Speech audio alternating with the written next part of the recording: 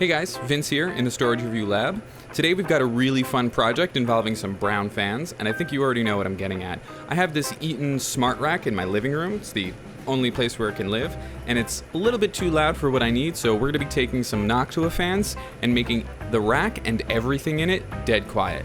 Let's start by heading to my living room.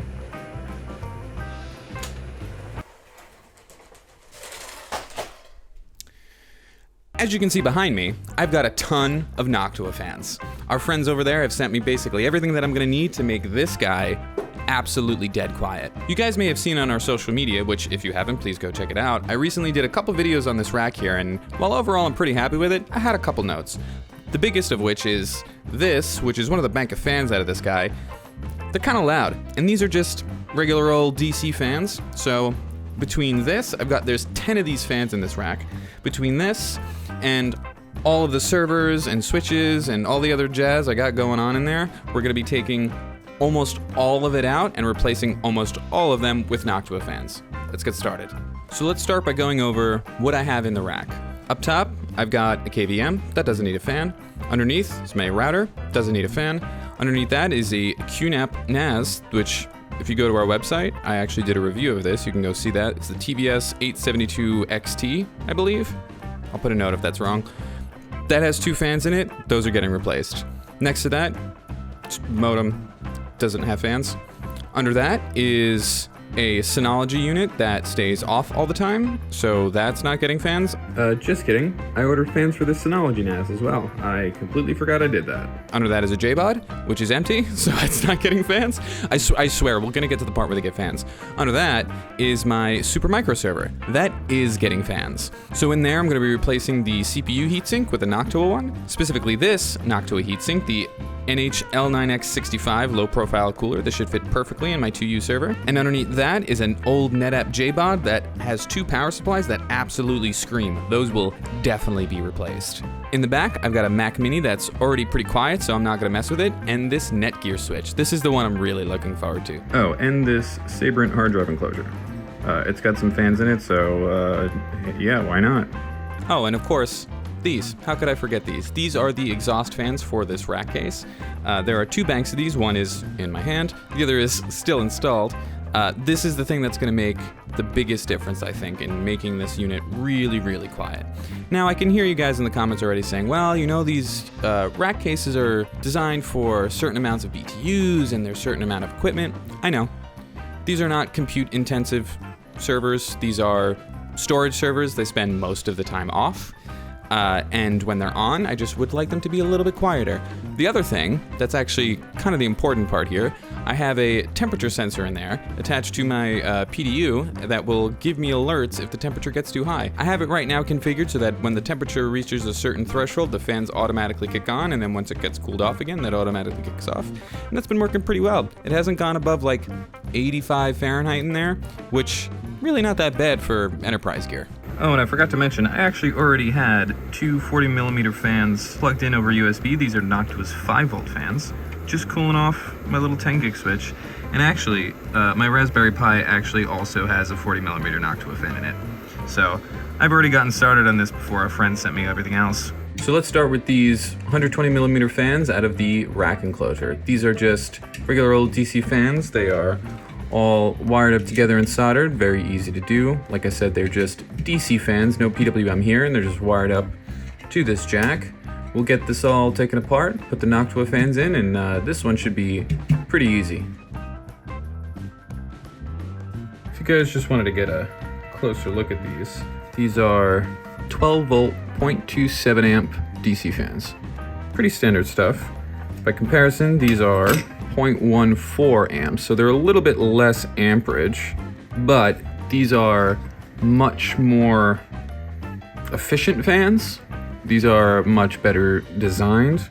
They're also better looking, in my opinion, but not everybody's down with the brown.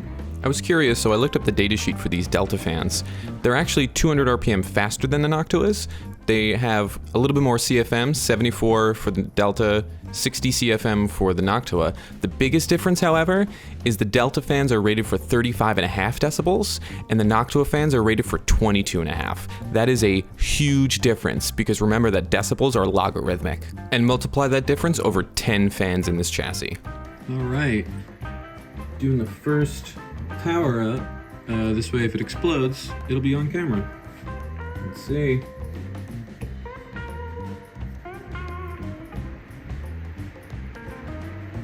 Oh yeah. Oh yeah. All right, next, let's do this Sabrent drive enclosure. It's just two 120mm fans, should be pretty straightforward.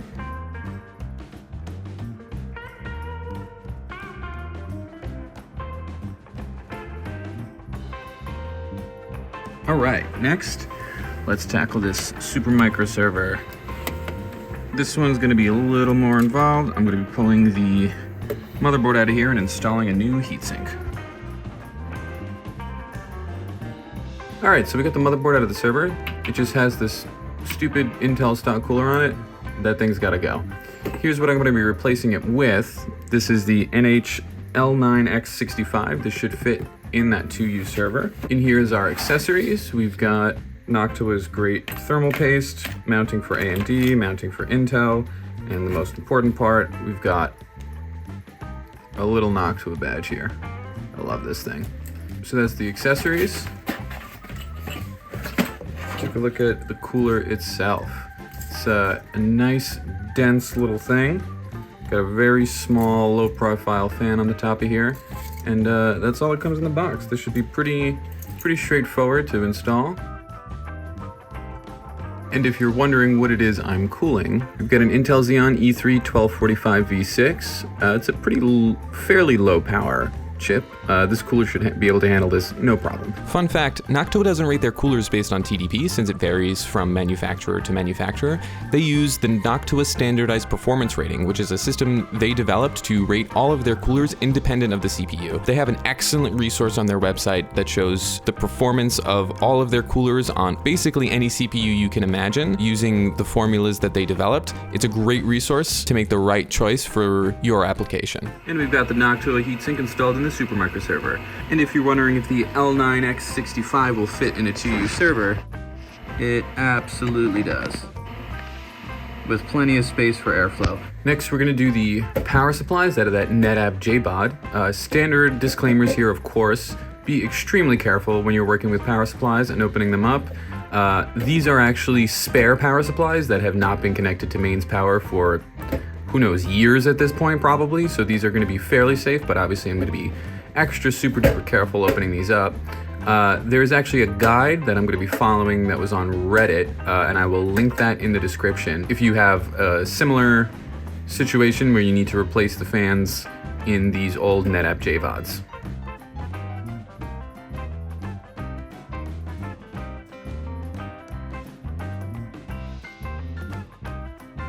Alright, as with a lot of this kind of stuff, that took a lot longer than I expected, but here it is with the two fans installed. I actually changed it up a little bit.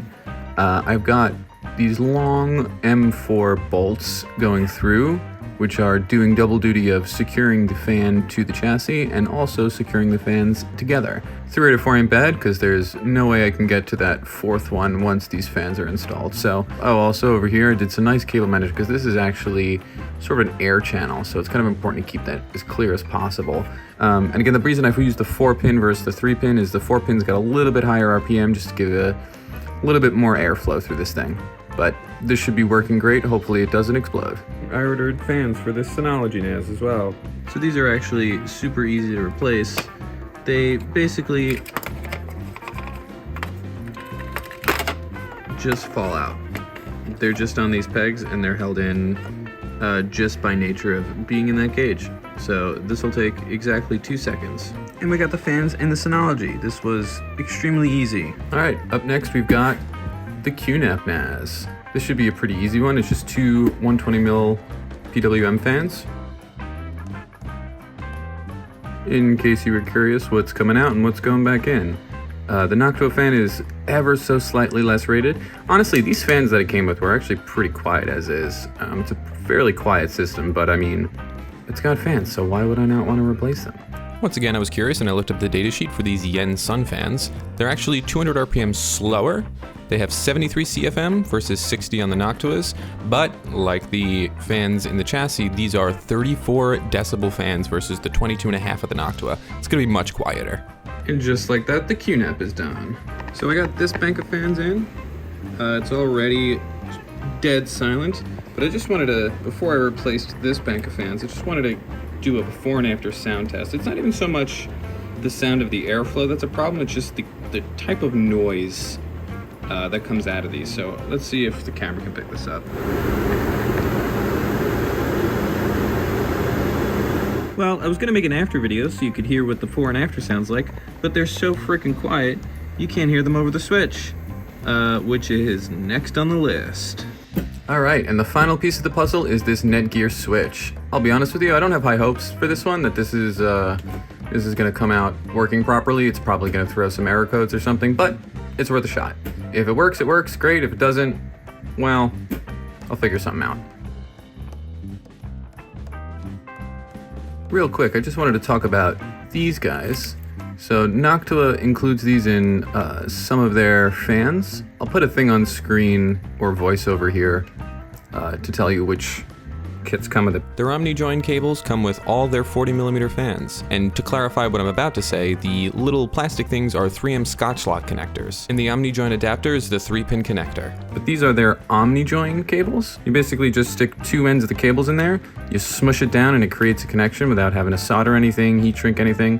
I've used these before. I'm not gonna use them in this application because this has regular fan headers. But for applications that don't have fan headers or you need to solder stuff in, like I did on the power supply and a couple other devices, these things are great. I love that Noctua includes these in some of their fans.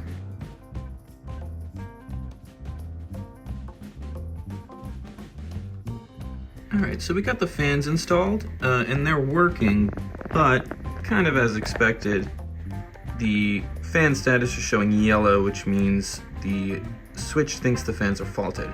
The weird thing is, if I log into the management, you can see that all the fans are operational. The CPU is getting a little toasty at 54, and the switch currently isn't doing anything.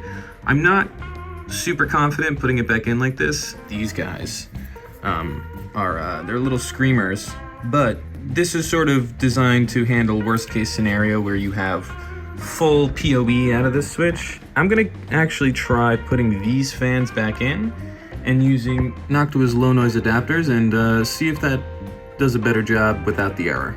All right, well that was kind of a fail. I put the original fans back in, the error is gone, and the CPU is considerably cooler at the same percentage. At 28%, these fans are spinning at 5,500 RPM, where the little Noctua guys unfortunately only spin at like 1,800 RPM.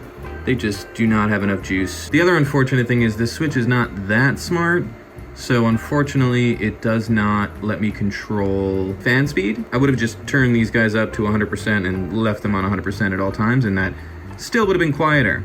I also didn't end up using Noctua's low noise adapters because it is very important you read data sheets. They're basically just resistors in here, but these are rated only for 2.5 watts. The fans that are in this switch can pull about 9 watts, so I didn't want to risk melting this, causing a fire, or worse.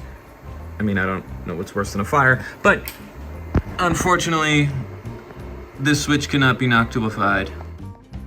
That's okay. I'm actually getting a new switch soon anyway.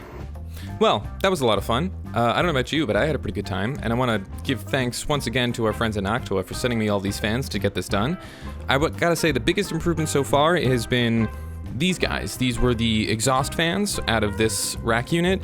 I can leave the fans on all the time now, and I don't hear anything. It's amazing. I can actually even feel out of this fan, just that little bit of airflow was just enough to like really make a difference. Especially when just the switch is running, which unfortunately I kind of had a feeling that wasn't going to work out, but is what it is. Like I had mentioned, I'm getting new switches soon anyway, so hopefully those new ones are quieter. If not, well, I've got some spare 40mm Noctua fans I could try my hand at again. But overall, I'm pretty happy with the results. I'll put the before and after sound test, the unscientific test on my watch over here so you can see. This will be before, and this is after. So overall, like I said, I'm really happy with this. Do I think this is something you should do to your rack? Yeah, actually. If you have a bunch of servers, maybe some switches with not quite as high RPM fans that you think you could get away with, I absolutely recommend doing something like this to make everything in your rack a little bit quieter, especially on like the Supermicro server. Getting rid of that old Intel stock cooler, it's gonna make a big improvement there, and especially the NetApp JBOD, that old thing with those screaming fans. Surprisingly, it hasn't thrown any error codes or beeped with anything. I checked the temperatures, even at full load, doing a scrub in TrueNAS, all 12 drives never got above 35 Celsius. So I'm really happy with that. And now I can just leave this closed. I used to leave this open all the time so that I could not have the fans kick on when just the switch was running. But now I can leave it closed all the time. And there's just enough airflow through there to keep everything cool. I've been checking the temperatures on the switch, on the servers, on the PDU. Everything is great. It's basically room temperature in there. I can kind of stick my hand in there and it's not warm at all. If anything, the stuff that's metal on the top is actually kind of cold, which is a great sign. It's about 70 degrees Fahrenheit in this room, and it's about 72 inside here last I checked.